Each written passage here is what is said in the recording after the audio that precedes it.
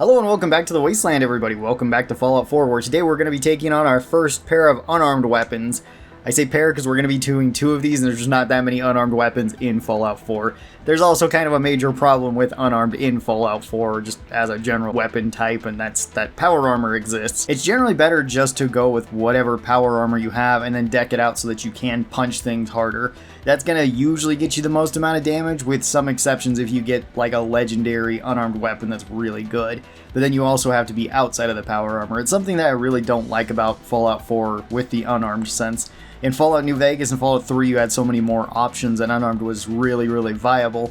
It's still viable in this, just it's kind of clunky and weird just in the way the mechanic actually works. So today we're going to be taking a look at the boxing glove and the knuckles. These are two of the very first unarmed weapons that you can be getting. Boxing gloves can be a little bit more rare, and we're going to talk about those first. You can find these pretty early on. It's kind of weird that you only have one boxing glove on too. It always seems so strange. I don't know why you don't have two.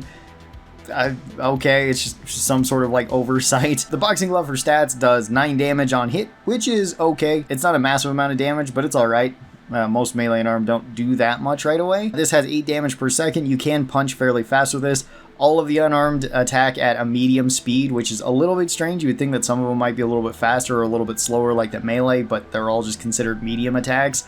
This one costs 25 action points to be using in VATS, which isn't too high, all things considered. And the boxing glove only weighs 1 weight, so it's actually really weight efficient. Really, any of the unarmed weapons are really weight efficient. The heaviest thing here is like the power fist, and even that it's like 5 weight. So unarmed is one of the easier things to be carrying around a lot of if you want to. Although since items don't really have health in this, you really only need to carry around the one. Pros of the boxing glove, you can find this early on in certain areas, so that can be pretty nice. And it does okay damage, and it has okay stagger. Pretty much all the unarmed and melee weapons can be pretty good just thanks to the perks, regardless of how good they actually are, and boxing gloves are decent overall. Major cons to this is that it does get outcompeted by other unarmed weapons.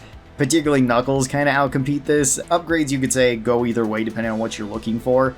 But boxing gloves generally aren't as strong as knuckles, and they're a lot more common, so they're probably just going to be an easier thing for you to find. And these aren't going to be way great unless you find a legendary effect on them, and sadly there is no legendary boxing gloves just anywhere. You're going to have to get them off of legendary enemies. For an overall rating for the boxing glove, I would say this thing is like D tier. It's just not an unarmed weapon that I use that much. I don't think it's as good as some of the other unarmed weapons you get early on, nor as good as some of the melee weapons you can get early on. And both unarmed and melee play somewhat similar to one another, which is why I compare them to that.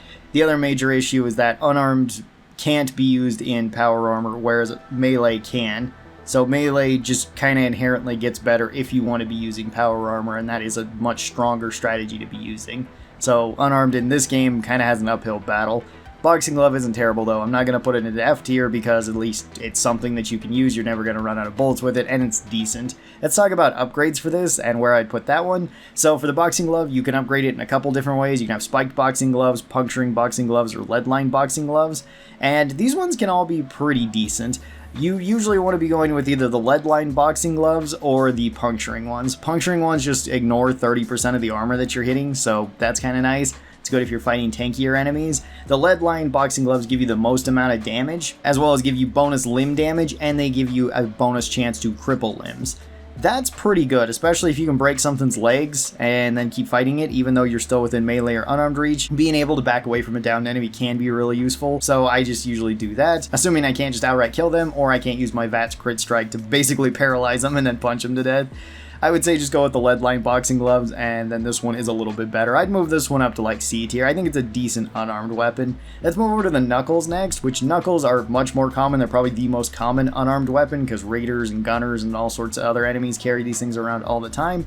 Regular knuckles do 10 damage on hit, which is okay. It's a little bit higher than the boxing glove. Save attack speed, they all attack at a medium speed. This one costs 25 action points to use in VATS, same as the boxing gloves. This one actually even weighs less than the boxing glove at only half a weight, so knuckles are actually really efficient to just be carrying around if you want them. And since they are so common, you can actually carry around quite a few if you just want to be selling them for money or scrapping them for the steel that they're made out of. That's usually the two things I do with them. Knuckles are an improvement over boxing gloves. Not a huge improvement, but a little bit of an improvement. I'd still probably put them into D tier. They're really not one of my favorites. but I am going to probably be using this over the boxing gloves. Pretty much the same pros and cons go for this one as boxing gloves too, where they will fall off later. There are better unarmed weapons, and again, power armor kind of makes unarmed difficult to recommend. There are some upgrades you can put on these too, where you can either have sharp, spiked, puncturing, or bladed. So spiked and puncturing are pretty much the same, where puncturing is just an upgrade over spiked.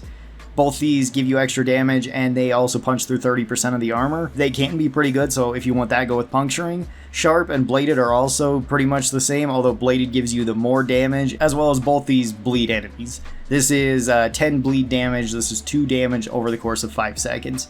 So you can bleed things out, and you can stack up bleed with these, which is generally the better way to go. The bladed knuckles is what I would recommend, and the bladed knuckles I would probably also put into C tier. They're okay overall. Nothing way crazy, but they are a nice bonus, especially if you just want to start out going with an unarmed character, and especially if you don't want to be using power armor. Then I would probably recommend bladed knuckles, especially since you only need level 1 blacksmithing. So as soon as you get that, you can just start maxing out Iron Fist, and then you'll be good to go. I also probably should have went over perks that are good for this. Pretty much any VATS attacking perk, so something like Blitz is really good with any of the unarmed weapons, and Iron Fist is going to be the way that you get more damage out of it, as well as extra abilities on top of it, so you definitely want to go with those 2 perks. Overall, they're kind of interesting weapons, but I do kind of wish that they were better. Tell me your thoughts on the knuckles and the boxing gloves down in the comments below. I'd love to hear them. We do only have like 3 more unarmed weapons to go over, so when we go over them, we'll probably be just going over the rest of them. Thank you guys so very much for watching this video. I hope you guys enjoyed it. I'll talk to you next time. Bye-bye, everyone!